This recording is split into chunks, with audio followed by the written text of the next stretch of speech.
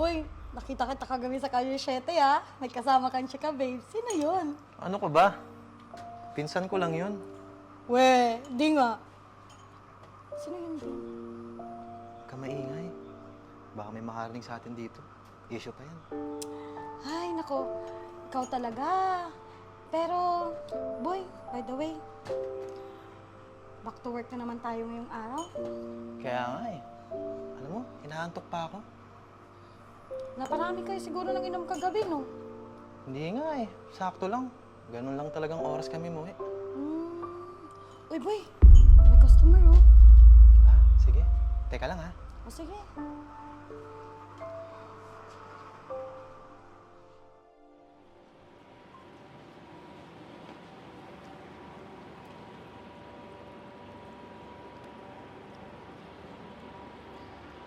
Good evening po, madam.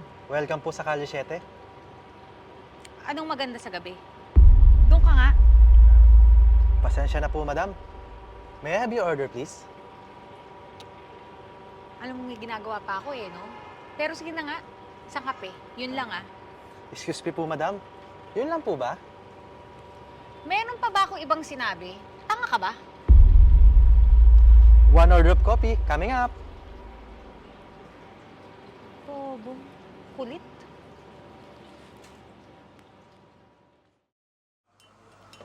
Uy, ano nangyari dun? Ba't ka pinagalitan? Ewan ko.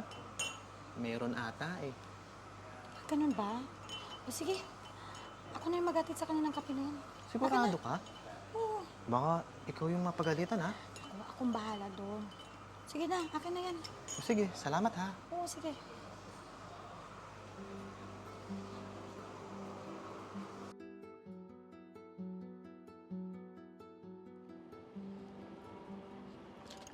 Oh my God! Ma'am, sorry po. Ano ba yan? Ba't ang tanga-tanga mo? Tingnan mo nga! Ma'am, sorry po. Natapunan mo na yung bag ko! Ma'am, linisan ko na lang po, ma'am. Huwag mong hawakan yung bag ko. Lalo mo lang madudumihan yan. Ma'am, Doon ka nga! ma'am, Tanga-tanga mo! papalitan ko na lang po, ma'am. Sorry po. Papalitan ko na lang po, ma'am. Sorry po. Sorry po. Ano ba yan? Bobo!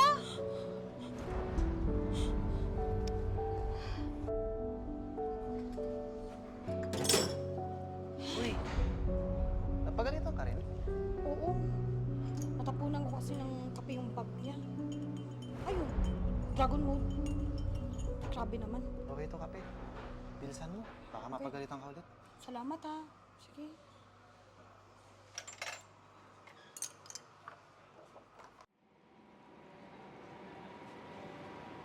Excuse me po, ma'am. Ito na po ulit yung kape niyo. Pasensya na po.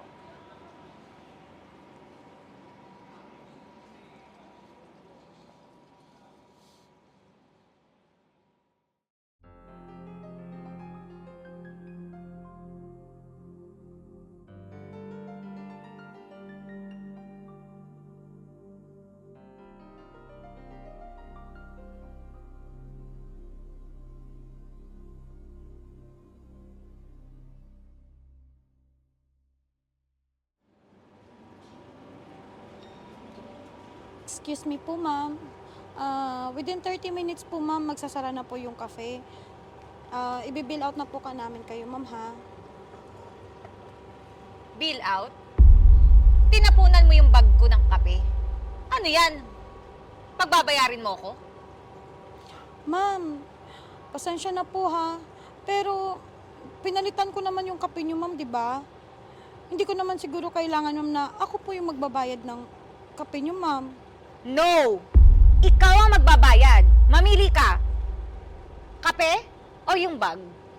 Ma'am, mahirap lang po ako, ma'am. Yung sinesweldo ko po dito, ma'am, tama lang po sa bili ko po ng gamot ng nanay ko po. Wala akong pakialam sa nanay mo. Bag ko ang intindihin mo. Binasa mo, di ba? Muntik na nga masira eh. Ma'am, excuse po. Ano pong nangyayari dito? Etong tatangang-tangang to, pinagbabayad ako ng kape. Matapos yan tapunan ng kape, yung bag ko. Madam? Galing. Mawalang galang na po, madam. Pinalitan din naman niya po yung kape niyo. Saka po, charge din po sa kanya yun, madam. Wala akong pakialam. Yung bag ko, binasa niya ng kape. Naintindihan mo ba? Naririnig mo ba ako? Madam, grabe naman po kayo, madam. Porkit ganito lang po yung trabaho namin. Ganun na lang po kami ituring. Wala akong pakialam sa inyong dalawa kahit magkampihan pa kayo. Kayo ang nakadisgrasya sa bag ko. Tapos ngayon pagbabayarin niyo ako ng kape? Aba naman. Hay! Sige po, madam. Shoulder ko na rin po yung kape nyo. Kami na po ang magbabayad niyan. Aba dapat lang. Pasensya na po talaga, madam. Pasensya po. Sige, okay na yon. Pero next time, mag-ingat kayo ha. Huwag kayong tatanga-tanga. Sige po, madam. Maraming salamat po. Salamat. Para di kayo nakakadisgrasya. Tabi. Tara, magsarado na tayo. Salamat, ha.